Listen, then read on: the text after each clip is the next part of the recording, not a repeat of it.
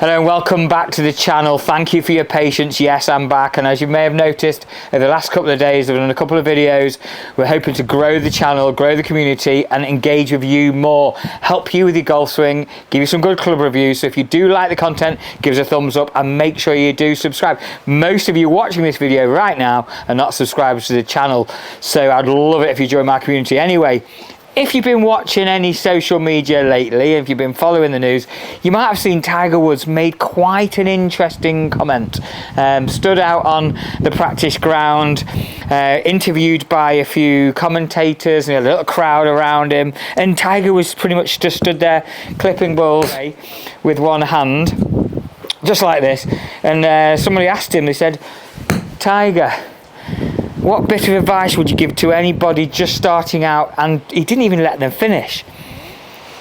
And he kept looking down, didn't even look up, Tiger, and he's mic'd up like this, and he stood there and he just went, "Stop watching effing YouTube."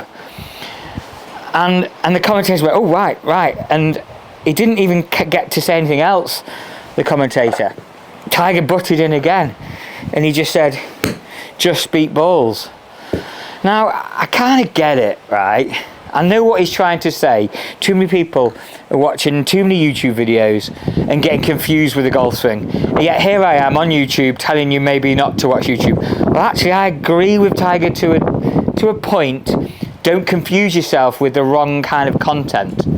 But I think you should all watch YouTube. I think YouTube's the first point of call for most things we do. If I was to want to learn about hitting a pitch shot, potentially the first thing I'd do as an amateur golfer would be Google how to play a pitch shot. Loads of YouTube videos would come up. I'd find one that resonated or related to me.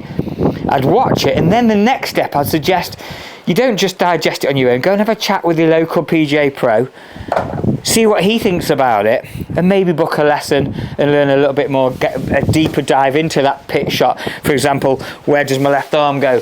Where would the ball position be? We've had a few challenging years. Money hasn't been great globally.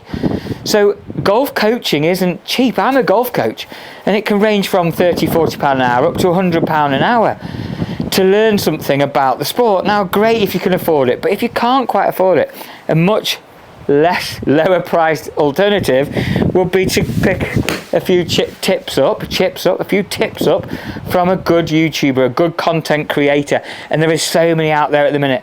Rick Shields, we know he's been doing this for years. Ali Taylor, good friend of mine. Mike Newton as well, giving lots of great content, and you don't have to pay for it. But what I would say, and again the point that Tiger's getting to really, is stop confusing yourself with too many swing thoughts. Maybe find one good creator, learn about them, learn about their coaching methods, and then engage with them, comment on their channel, ask them questions. If it's me, if you want me to help with the game, I'm more than happy to respond to any comments.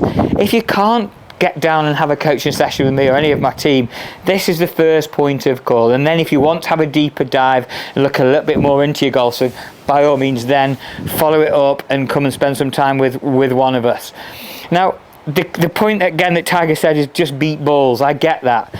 10,000 hours is pretty much what most sports scientists claim. You can go from novice to professional and a world champion, if you like, with 10,000 hours. Now, I've driven a car for more than 10,000 hours, and I'm still not racing F1 yet. So it's not just about just beating balls or just having 10,000 hours. 10,000 hours of constructive practice is important. Now, constructive practice with instruction, and that's the important bit. So if you just beat balls without any other information, you aren't going to become a golfer, I'm afraid. You need to learn a bit about what you're doing, how to do it.